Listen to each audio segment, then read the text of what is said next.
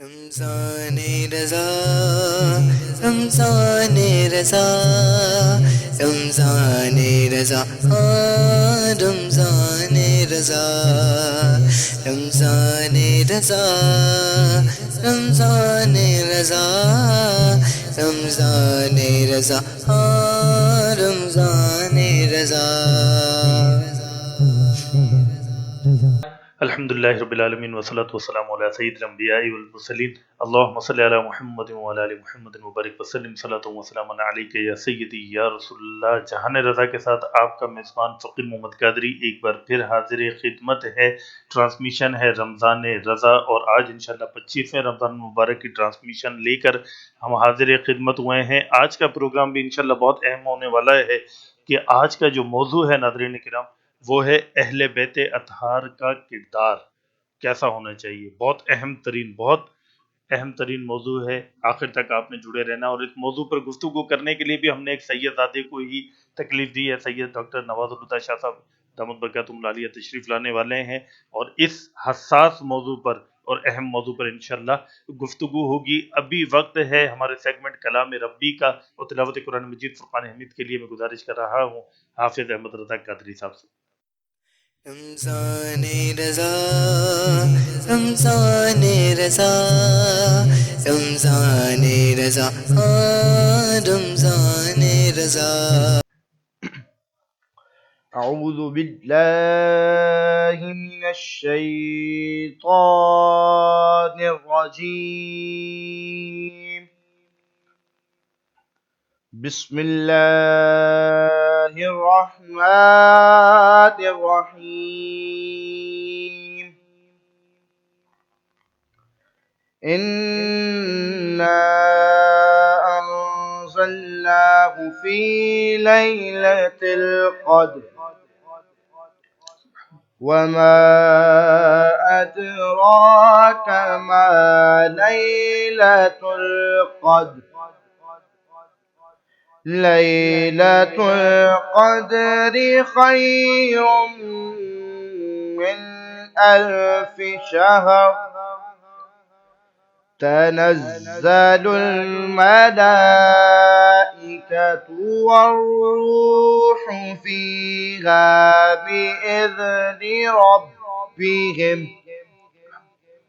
بإذن ربهم من كل أمر. سلام هي حتى مطلع الفجر. صدق اللہ العظیم. سبحان اللہ سبحان اللہ۔ حافظ احمد رضا قادری تلاوت قرآن مجید فرقان حمید سے ہمارے پروگرام کا آغاز فرما رہے تھے۔ وقت ہے ہماری نعت کے سیگمنٹ کا، جس کا نام ہے تعریف مصطفیٰ، اور تعریف مصطفیٰ صلی اللہ علیہ وسلم کے لیے گزارش کر رہا ہوں حافظ احمد رضا قادری صاحب سے کہ سرکار دو عالم علیہ السلام کی بارگاہ میں ہدیہ نعت پیش کرنے کی سعادت حاصل فرمائیں۔ رمضان رضا رمضان رضا رمضان رضا رمضان رضا۔ اللہم صل علی سیدنا و مولانا محمد وعلی آلہ و صحبہ و بارک وسلم. اللہم صل علی سیدنا و مولانا محمد. سبحان اللہ سبحان اللہ۔ لم یاتی نظیرک فی نظر مثل تانا شد پیدا جانا. لم یاتی نظیرک فی نظر مثل تانا شد پیدا جانا. جگ راج کو تاج تورے سر سو جگ راج کو تاج تورے سر سو ہے تجھ کو شہ دو سرا جانا سبحان اللہ البحر علا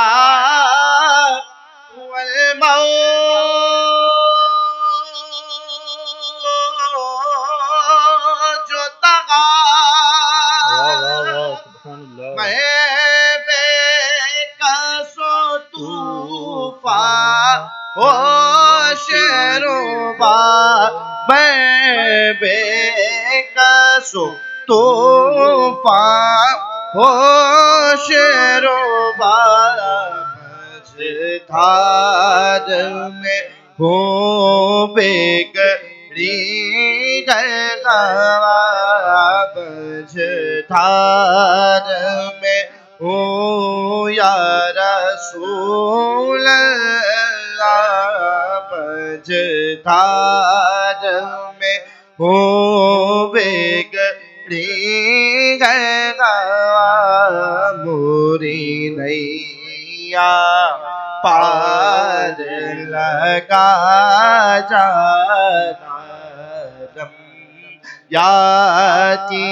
نظیروں کا فی نظر مثل تانا شد پیدا جانا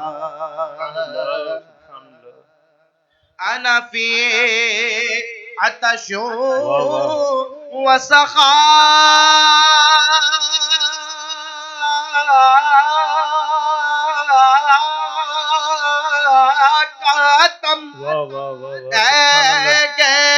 سوئے پاک ابر کرم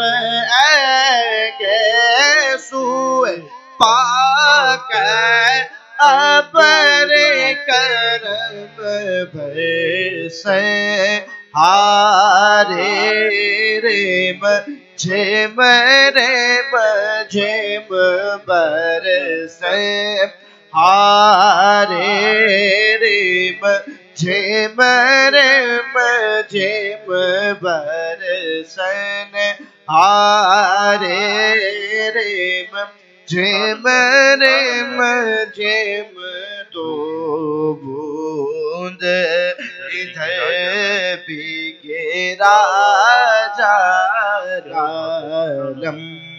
یاتی نظیروں کا فی نظر مثل تانا شد پیدا جانا الروح فدا کا پسد غرقا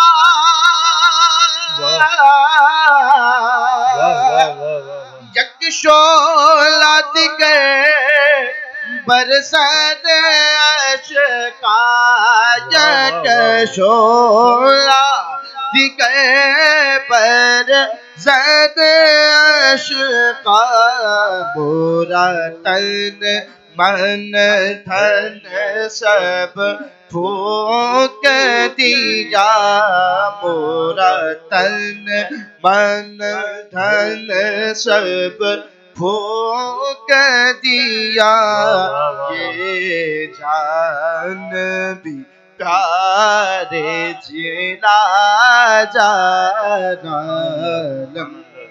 یاتی نظیروں کا فی نظر مثل تانا شد پیدا جانا اور بس خام خام نوائے رضا نہ یہ تیس میری دائے رنگ میرا نائے تیس مدینہ یہ رنگ میرا ارشاد احباب ناطق تھا ناچارس راہ پڑا جانا جمعیاتی نظیروں کا فی نظر مثل تانا شد پیدا جانا. سبحان اللہ. حافظ احمد رضا قادری سرکار دو عالم علیہ الصلوۃ والسلام کی بارگاہ میں ہدیہ نعت پیش کر رہے تھے اور کلام تھا اعلیٰ حضرت امام اہل سنت مجدد دین و ملت پروانہ شمع رسالت امام احمد رضا خان فاضل بریلوی رحمۃ اللہ تعالیٰ علیہ کا. اور کیا بات ہے امام احمد رضا کی، اور کیا بات ہے میرے امام کی کلام کی.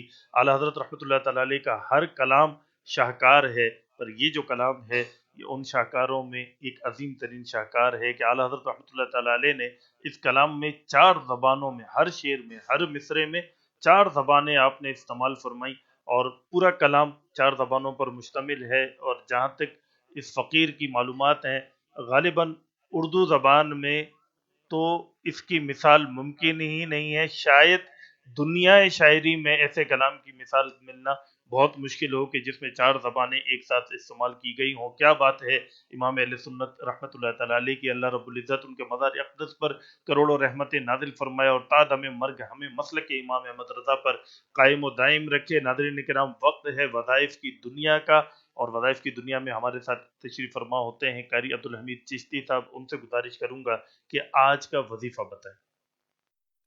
رمضان رضا رمضان رضا رمضان رضا رمضان رضا. اعوذ باللہ من الشیطان الرجیم، بسم اللہ الرحمن الرحیم. فقیر بھائی، جیسے کہ ایک سوال بھی آیا تھا ہمارے پروگرام کے اندر کہ نظر بد کا کوئی وظیفہ بتا دیں. جی غالباً میں نے ہی پوچھا تھا آپ سے شاید. جی، تو نظر بد کا یہ وظیفہ ہے کہ پارہ 29 سورۃ القلم کی آیت نمبر 51 ایک مرتبہ پڑھ کر دم کر دی جائے تو جس سے نظر بد ہو تو اللہ تبارک و تعالی اسے شفا عطا فرماتا ہے. سبحان اللہ. ناظرین کرام، قاری عبدالحمید چشتی روزانہ کی طرح آج بھی ایک وظیفہ ہمیں بتا رہے تھے. وقت ہے خزینہ علم کا. خزینہ علم میں آج ہمارے ساتھ تشریف فرما ہوں گے ڈاکٹر سید نواز الہدیٰ شاہ صاحب. اور پروگرام کے آغاز میں نے آپ کو بتایا تھا کہ آج کا پروگرام بہت زیادہ اہمیت رکھتا ہے.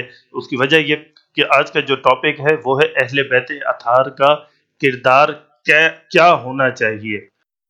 رمضان رضا رمضان رضا رمضان رضا رمضان رضا. یہ اتنا اہم اور سینسٹیو موضوع ہے کہ اس موضوع پر کلام کرنے کے لیے بھی ہم نے ایک سید زادے ہی کو تکلیف دی. ڈاکٹر سید نواز الہدیٰ شاہ صاحب دامت برکاتہم العالیہ سے میں نے خصوصی طور پر اس ٹاپک پر گفتگو کرنے کے لیے ان کو تکلیف دی ہے. تشریف لا چکے ہیں. آج ان سے انشاءاللہ اس اہم موضوع پر گفتگو ہوگی. آخر تک آپ نے جڑے رہنا ہے اور سمجھنے کی کوشش کرنی ہے ہم نے کہ اہل بیت اطہار کا کردار کیسا ہونا چاہیے، اہل بیت اطہار کو کیسا ہونا چاہیے، اور ہمیں کیسے سید زادوں کو فالو کرنا چاہیے، کن سید زادوں کی اتباع کرنی چاہیے. کیونکہ امت مسلمہ میں شروع سے لے کر آج تک اور انشاءاللہ قیامت تک سادات کرام سے محبت کا ایک سلسلہ رہے گا. سادات کرام سے محبت کا ایک معاملہ رہے گا. تو کیا ہر سید سے محبت کر لینی چاہیے یا اس میں کچھ معاملات ہیں؟ تو ان تمام چیزوں پر ڈسکشن کے لیے ڈاکٹر سید نواز الہدیٰ شاہ صاحب تشریف فرما ہے. ڈاکٹر صاحب بہت شکریہ، آج پھر آپ ہمارے پروگرام میں تشریف لائے. اور میں نے جیسا عرض کیا کہ اہم ترین موضوع ہے سادات کرام کا، سیدوں کا کردار کیسا ہونا چاہیے. اس وقت ناظرین کرام کی رہنمائی فرمائیں. السلام علیکم. وعلیکم السلام. جہاں تک یہ موضوع ہے تو ظاہر ہے کہ وہ موضوع خود ایک ترتیب دیا ہوا موضوع ہے کہ اہل بیت اطہار کا کردار کیا تھا. اب آپ کے جو کہنے کا مقصد ہے کہ ان کا کردار کیا تھا، اور ان کی اولادوں کا کردار کیا ہونا چاہیے. جی ایسے ہی ایسے ہی تو فقیر بھائی دیکھیے ان کا کردار تو یہ تھا کہ وہ تو دین کو نافذ کرنے والے لوگ تھے. سبحان اللہ. ٹھیک ہے نا. رسول اللہ صلی اللہ علیہ وسلم جو دین لے کر آئے اس دین کے ساتھ جڑے ہوئے لوگ تھے جی اور انہوں نے اپنے آپ کو اللہ کے دین کے لیے وقف کر رکھا تھا. جی اور اس کو ہم یوں سمجھتے ہیں کہ ان کا کردار اگر ہم غور کریں کہ جب کفار مکہ نے ظلم و ستم کا سلسلہ شروع کیا اور ہجرت کے معاملات ہوئے تو رسول اکرم صلی اللہ علیہ وآلہ وسلم نے سب سے پہلے اپنے صحابہ کو محفوظ پناہ گاہ کی طرف ہجرت کا حکم دیا. اور ابھی آپ خود تشریف فرمائیں جی اور آپ کے ساتھ آپ کے گھرانے کے لوگ بھی موجود ہیں. جی تو ایک جو پیغام دیا گیا کہ جو لیڈر ہوتا ہے, یہاں سے اس بات کو سمجھیے کہ جو لیڈر ہوتا ہے وہ سب سے پہلے اپنے کارکنان کی فکر کرتا ہے. اللہ اکبر. یعنی کہ پوری دنیا میں لیڈرشپ کی کوالٹی میں رسول اکرم صلی اللہ علیہ وآلہ وسلم نے ایک معیار بتا دیا کہ لیڈر کو سب سے پہلے فکر جو ہے اپنے کارکنان کی ہوگی. وہ کبھی کارکنان کو اکیلا نہیں چھوڑے گا, سب سے پہلے اس کو محفوظ کرے گا. اب اس کے بعد آپ دیکھیے کہ جب حکم ہوتا ہے رسول اللہ صلی اللہ علیہ وسلم کو بھی آپ بھی تشریف لے جائیں اور کفار مکہ اپنا ایک پلان بنا کے بیٹھے ہوتے ہیں کہ جو ہم نے جو ہے آج معاذ اللہ رسول اللہ صلی اللہ علیہ وسلم کے ساتھ یہ کر دینا ہے وہ کر دینا ہے. اور آپ صلی اللہ علیہ وآلہ وسلم اللہ کے حکم سے ہجرت فرمانے والے ہیں اور آپ صلی اللہ علیہ وآلہ وسلم کے پاس جو لوگوں کی امانتیں رکھی ہوئی ہیں. جی اب آپ اس کو وہاں سے جوڑیں کہ جب اللہ رب العزت نے رسول اکرم صلی اللہ علیہ وسلم سے فرمایا کہ آپ اپنے نبوت کا اعلان فرما دیں, لوگوں کو جمع کریں اور اپنے نبوت کا اعلان فرمائیں کہ آپ اللہ کے نبی ہیں, تو آپ صلی اللہ علیہ وآلہ وسلم نے تمام لوگوں کو جمع کر کے جو سب سے پہلی بات پوچھی وہ یہ کہ تم میرے بارے میں کیا کہتے ہو. اللہ یہ نہیں کہا کہ مجھ پر قرآن کی آیت نازل ہوئی, یہ بات نہیں کی. پہلے ایک اپنے حوالے سے پوچھا, یعنی کہ اپنی ریکگنیشن پوچھی جی کہ تم پہلے میرے بارے میں بتاؤ. تو انہوں نے کیا کہا کہ آپ تو ایسے شاندار ہیں, ایسے منفرد ہیں کہ آپ جیسے تو ہمارے درمیان کوئی ہے ہی نہیں, سبحان اللہ. اور آپ تو صادق ہیں, امین ہیں, ہم نے تو آپ جیسا اپنے درمیان پایا ہی نہیں. یعنی جو کوالٹیز ہیں وہ اتنی اعلیٰ کوالٹیز ہیں کہ ایسی کوئی شخصیت ہمارے درمیان نہیں. آپ صادق کیوں کہ ہم تو جھوٹے تھے لیکن ہم نے کبھی آپ کو جھوٹ بولتے نہیں دیکھا. ہم تو لوگوں کی امانتیں کھاتے تھے, لوگوں کا مال کھانے والے تھے, ہم ظلم کرنے والے تھے, لیکن کبھی ہم نے آپ کو ایسا کرتے ہوئے نہیں دیکھا. تو پھر آپ نے فرمایا نا جی کہ میں تمہیں بتاؤں کہ ایک ضمنی سی بات کر رہا ہوں کہ پھر میں تمہیں بتاؤں کہ میں اتنا شاندار کیوں, کیونکہ میں اللہ کا نبی ہوں. سبحان اللہ سبحان اللہ. اب آئیے اس بات پہ کہ جب کفار جان کے در پہ ہیں, جی تو جب کوئی کسی کے جان پہ در پہ ہو تو دنیا میں کوئی اللہ کو مانے نہ مانے اس قانون کو تو مانتا ہے کہ جان کو جو بچانا سب سے زیادہ ضروری ہے. ٹھیک ہے. اور ایک طرف رسول اللہ صلی اللہ علیہ وسلم کے پاس لوگوں کی امانتیں رکھی ہوئی. جی جی جی جی ٹھیک ہے. اگر ہم فرض کر لیتے ہیں کہ آپ صلی اللہ علیہ وسلم چاہتے تو اس کی فکر نہیں کرتے تو جب بھی دنیا میں کوئی سوال نہیں اٹھا سکتا تھا. حالات آپ نے ایسے پیدا کر دیے تھے. ٹھیک ہے.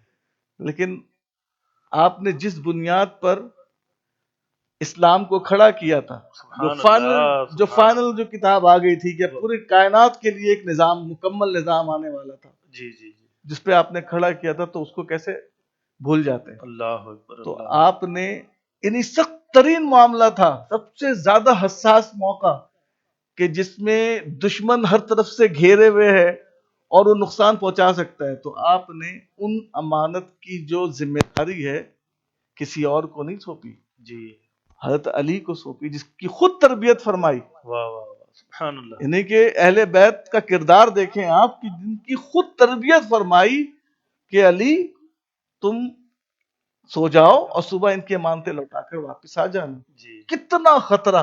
اللہ اکبر. ہمارے تو لیڈر یہ ہوتے ہیں نا کہ اٹھتے ہیں بس اپنے بچوں کو اٹھایا بھاگ لیے. جی جی جی. لیکن اسلام کا جو لیڈر ہے, اللہ اکبر اللہ اکبر, اصل قائد جو ہے وہ تربیت کیا کر رہے ہیں کہ نہیں, لیڈر کی پہچان یہ ہے کہ جب بات قربانی کی آئے گی تو سب سے پہلے خود قربان کرے بے گا. شک، یعنی کہ یہاں پر ایک بات سیٹ کر دی صلی اللہ علیہ وسلم نے کہ جب بھی دین کی آبیاری کی بات آئے گی تو میری نسل آگے آئے گی. سبحان اللہ سبحان یعنی اللہ. کہ دین کی اسلام کی جو فرنٹ لائن فورس ہے جی وہ لوگ کہلائیں گے جن کا دعویٰ ہے یا جو کہتے ہیں کہ ہم رسول اکرم صلی اللہ علیہ وسلم کی اولاد سے ہیں, حضرت فاطمہ زہرا کی اولاد سے ہیں, جو اپنے آپ کو سید کہتے ہیں. یہ فرنٹ لائن ڈیفنس فورس ہے, فرنٹ لائن.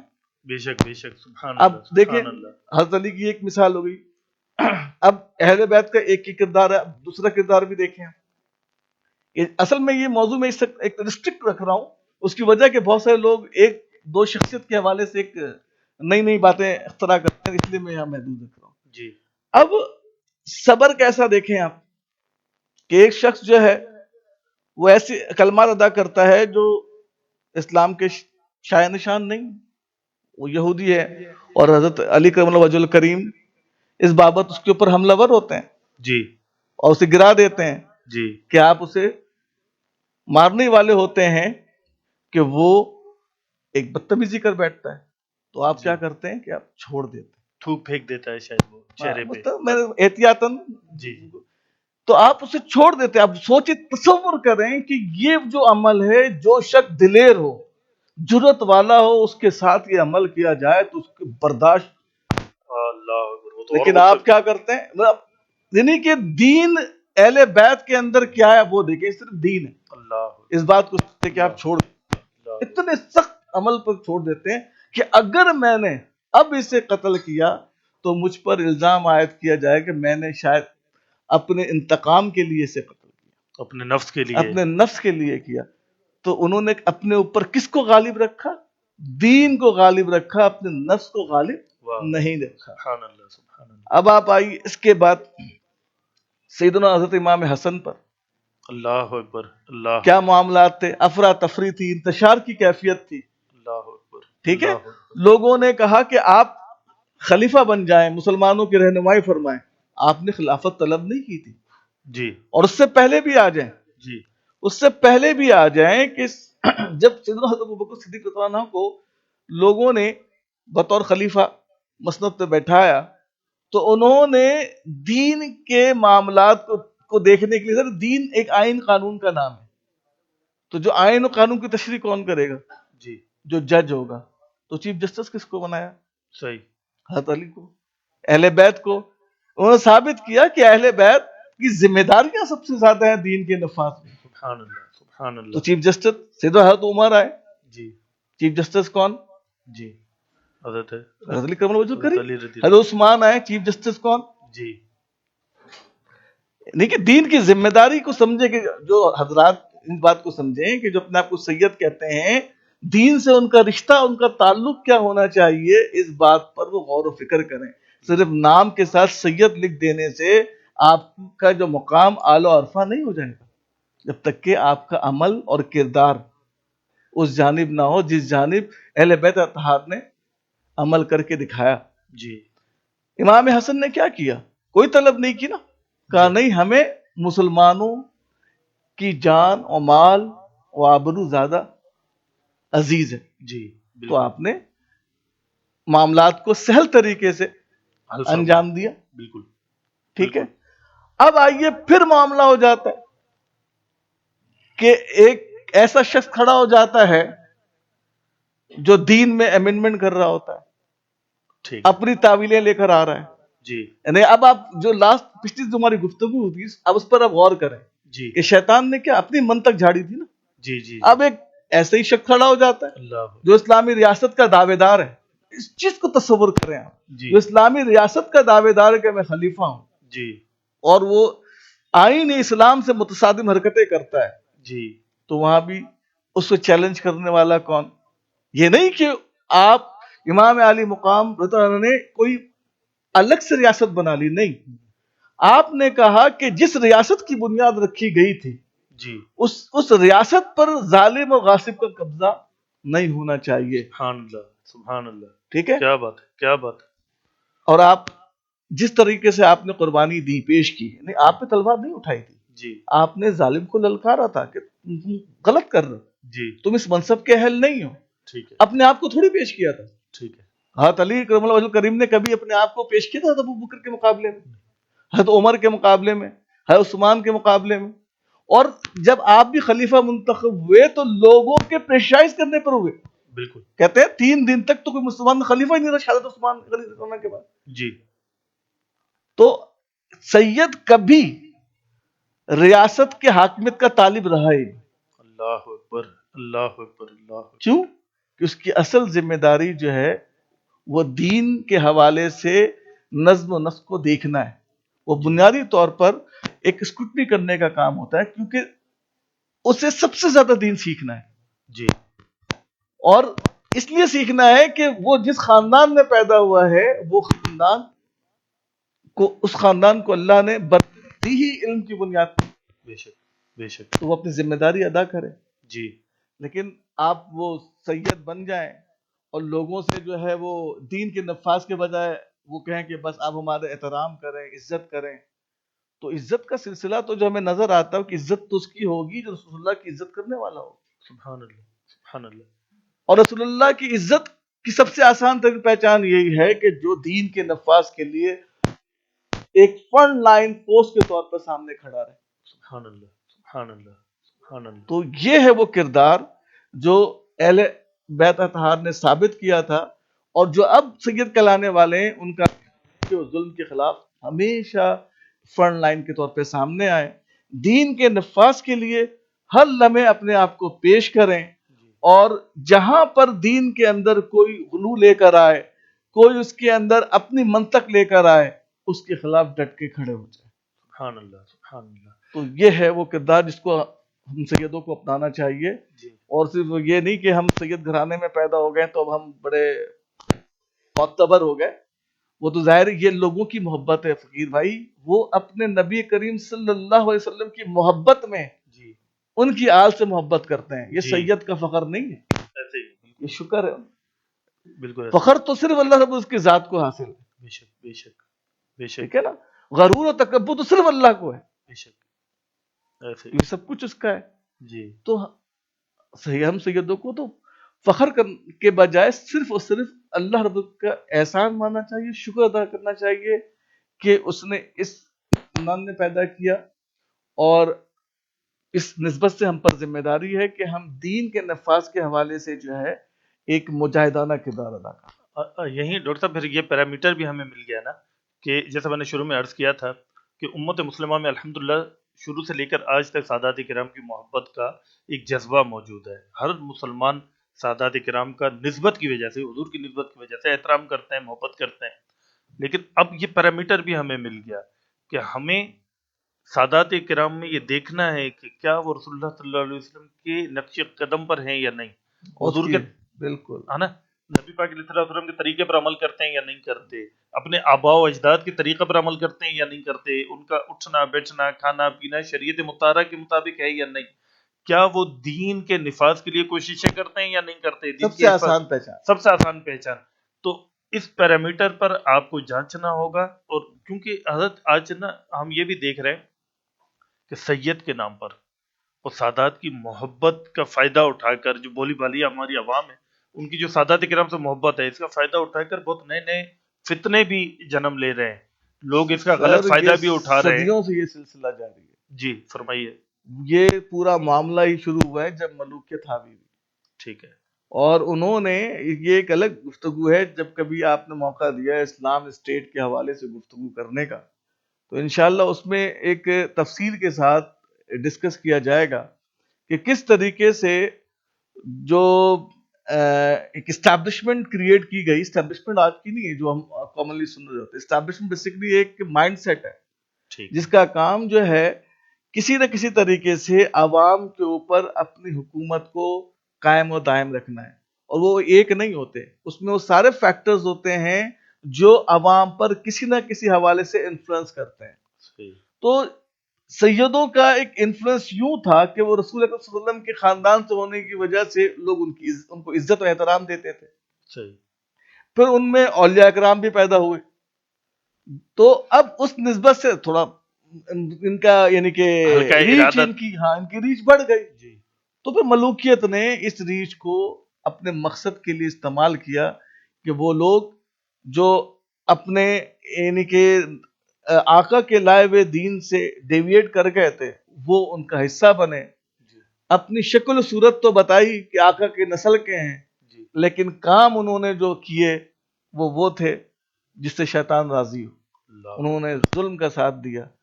اور آپ دیکھ لیں، جیسے میں نے ایک مثال دی کہ سید کا تو بنیادی کام یہ مسلمانوں کو، انسانیت کو ظلم سے بچانا. یہ آپ کے سامنے امام حسن کی مثال ہے، امام علی مقام کی مثال ہے، اس کے بعد اور بھی لوگ آئے کہ سب نے کوشش کی کہ بس اپنی ذات اللہ کے دین کے نفاذ کے لیے وقف کرو، وہ اس کے اوپر ہو. بہت شکریہ.